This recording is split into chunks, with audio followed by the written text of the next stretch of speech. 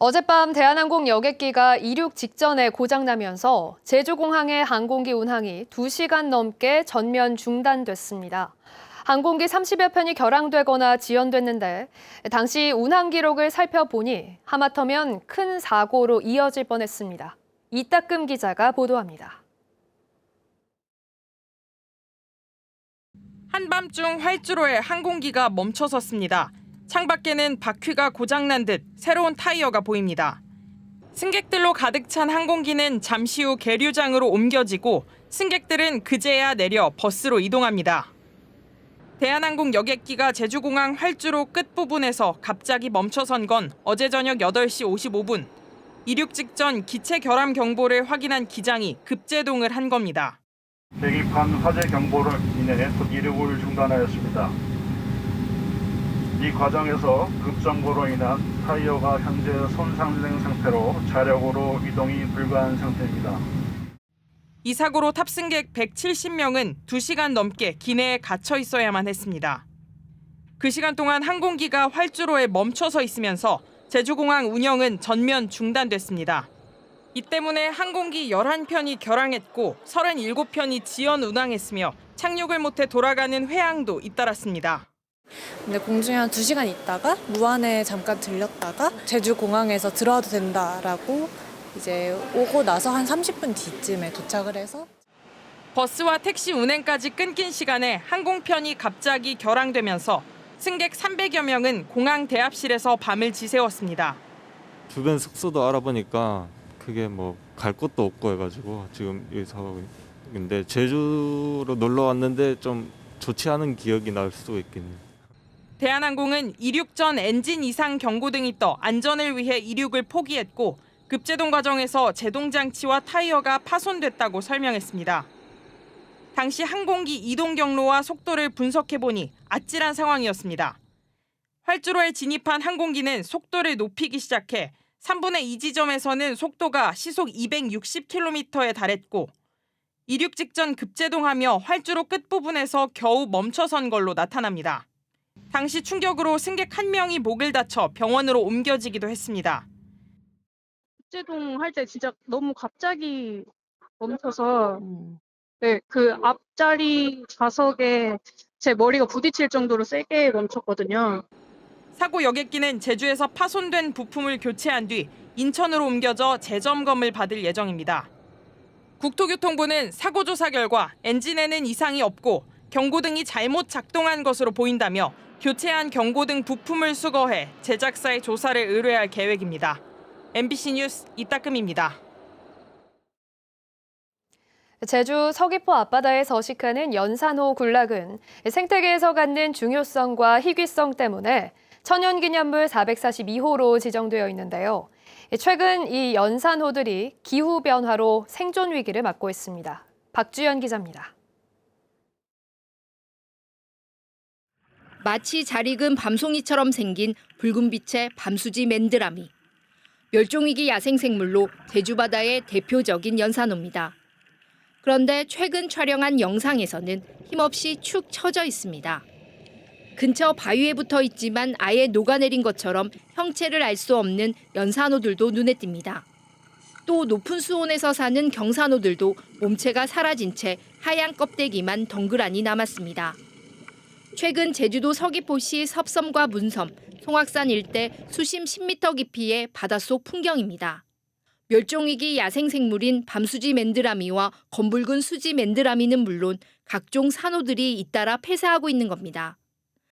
저희가 몇 년 동안 산호를 기록하고 있는데요. 이런 식으로 완전히 녹아내린 산호들이 다수의 개체가 한꺼번에 보이는 장면은 처음으로 발견했습니다.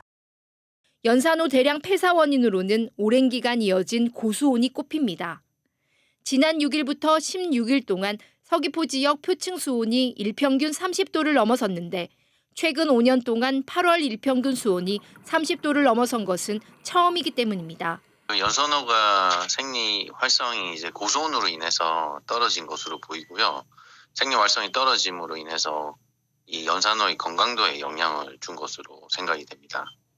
연산호 군락은 해양 생물에게 서식지와 먹이원을 공급하는 바다 기초 생태계 버팀목으로 바닷속 숲과 같은 역할을 합니다. 전문가들은 고수온 현상이 장기화될 경우 연산호 군락지가 사라질 우려가 있다며 피해 현황 조사와 대책 마련이 시급하다고 지적했습니다. MBC 뉴스 박주연입니다.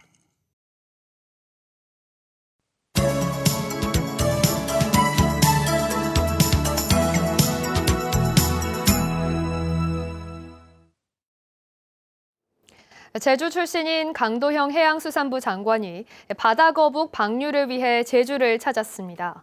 남방 큰돌고래 등 해양동물 보전과 해양 쓰레기 등 제주에는 바다 관련 현안들이 많은데요. 이소연 기자가 강도형 장관을 직접 만나 제주에 대한 생각을 들어봤습니다.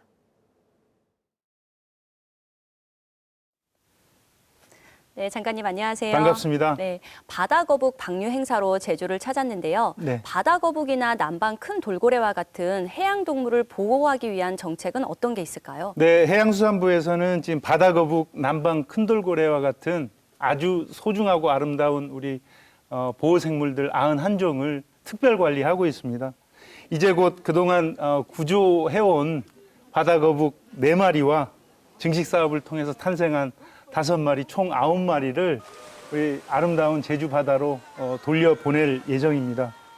최근에 이제 이슈가 좀 됐던 관광 선박에 의해서 남방 큰돌고래가 이 거리라든가 이런 것들이 잘 지켜지지 못해서 위험한 상황이었는데 속도를 조절을 한다든가 그다음에 어선들이 접근하는 거에 대한 계도들을 좀 현재 시행을 하고 있고요. 아울러 주요 서식지를 해양보호구역으로 지정하기 위해서 노력하고 있다는 말씀 드립니다.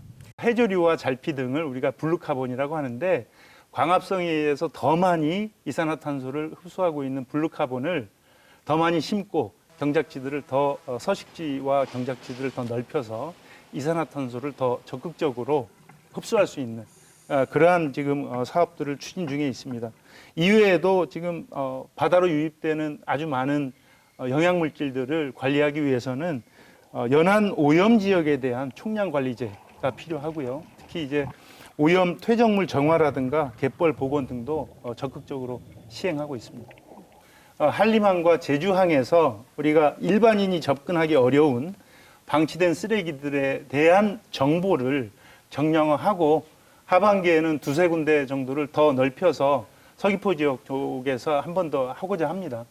그래서 이러한 해양 쓰레기에 대한 유입 경로, 그다음에 침적되고 있는 속도, 시기 이런 것들을 잘 파악해서 전국적으로 이 사업들을 확장시켜 나가고자 합니다. 해양수산부에서는 법무부와의 협업을 통해서 2025년까지 제주 크루즈 터미널의 무인 자동 심사 시스템, 여기에는 여권하고 안면 인식이 되는 무인 장치입니다. 공항하고 좀 유사하다고 볼 수 있겠고요. 이러한 기기들을 설치해서 입출국 심사 시간 최대한 단축해 드릴 생각입니다. 이를 통해서 관광객들이 사실은 체류 기간을 더 넓혀서 지역에서 소비할 수 있는 시간을 사실은 더 확보할 수 있는 거 아니겠습니까? 그렇습니다. 이러한 것들이 편의성을 더 제고할 수 있도록 부처에서 계속 노력해 나갈 것이고요. 특히 크루즈 운영 시간에 대한 제기도 많았었습니다. 만약에 이제 선사 쪽에서 필요하다면 1-2시간 더 우리가 크루즈 터미널을 이용할 수 있도록 하는 것도 탄력적으로 운영할 수 있는 방안들도 고민하고 있다는 말씀을 드립니다. 네, 기대가 됩니다. 네. 오늘 말씀 감사합니다. 고맙습니다. 제주 4.3 단체들이 4.3은 명백한 남로당 폭동이라고 발언한 김문수 고용노동부 장관 후보자의 사퇴를 촉구했습니다. 제주 4.3 희생자 유족회와 4.3 연구소 등은 공동 성명을 내고 김 후보자가 극우 유튜버 수준의 인식을 신념으로 삼고 있어 자격 미달 후보라며 후보자 스스로 물러나야 하고 윤석열 대통령 역시 후보자 지명에 사과하고 지명을 철회하라고 밝혔습니다. 민주당 위성곤 국회의원도 성명을 내고 윤석열 대통령은 제주 4.3을 모욕한 김 후보자의 지명을 철회하라고 촉구했습니다. 김 후보자는 어제 국회 인사청문회에서 제주 4.3은 대한민국 건국 자체를 부정하는 폭동이라는 입장을 여러 차례 밝혔습니다. 4.3 사건으로 뒤틀린 가족 관계를 바로 잡기 위한 작업이 본격적으로 이루어집니다. 제주 4.3 사건 진상규명과 희생자 명예회복 실무위원회는 지난 7월 관련법이 개정됨에 따라 다음 달 1일부터 2년 동안 희생자의 사실상 배우자와 양자 정정을 위한 신청을 받습니다. 주소지가 있는 제주도나 행정시, 주민센터에 방문이나 우편으로 신청 서류를 내면 되고 4.3 실무위원회의 심사 등을 거쳐 결정 결과가 통지되면 혼인이나 입양 신고를 할 수 있습니다. 최근 전국적으로 딥페이크를 이용한 음란물이 확산되는 가운데 제주에서도 피해 예방에 비상이 걸렸습니다. 제주도 교육청은 오늘 오전 각급 학교에 음란물 합성 영상과 개인정보 유출 등 피해가 발생할 경우 신고와 대처, 예방 요령을 담은 공문을 발송하고 학생과 교사, 학부모들에게 주의와 협조를 당부했습니다. 제주경찰도 피해 예방 교육을 강화한 가운데 아직까지 도내에서 신고나 확인된 피해는 없다고 밝혔습니다. 최근 수도권의 한 대학에서 여학생 얼굴에 음란물을 합성한 영상이 유포되고 확인되지 않은 피해 학교 명단이 떠도는 등 대중적인 공포가 확산되고 있습니다. 이처럼 특정인의 얼굴에 다른 영상을 합성하는 딥페이크 성범죄 피해 우려가 확산되는 가운데 더불어민주당 김한규 국회의원이 관련 행위 처벌을 강화하는 법안을 발의했습니다. 발의된 성폭력 처벌법 개정안은 딥페이크 성범죄물 등 성착취 허위 영상물을 소지하거나 저장, 시청한 경우 징역 1년 이하 또는 1,000만 원 이하 벌금에 처하도록 하는 내용을 담고 있습니다. 김 의원은 성범죄 가담자들에게 경각심을 주기 위해 개정안을 신속히 준비했고 빠르게 통과시켜 대응해야 한다고 밝혔습니다. 민선 8기 제주도정이 역점 사업으로 추진하는 제주형 기초자치단체 설치를 위한 설명회가 오늘 제주학생문화원에서 열렸습니다. 이번 설명회는 도내 43개 읍면동의 이장과 통장, 주민자치위원 등 800여 명을 대상으로 양덕순 제주연구원장이 제주형 기초자치단체 도입 배경과 개편 내용, 도입 이후 달라지는 점 등을 설명했습니다. 또 제주형 기초자치단체 설치 모형 제막 퍼포먼스와 함께 참석자들을 대상으로 주민투표 실시를 촉구하는 서명운동도 진행됐습니다. 정부가 내년 예산안에 제주 제2공항 관련 예산 235억 7천만 원을 편성했습니다. 정부는 오늘 국무회의를 열고 내년 예산안을 의결했는데 제주 제2공항 관련 예산은 235억 7천만 원으로 올해 예산보다 62억 7천만 원 늘었습니다.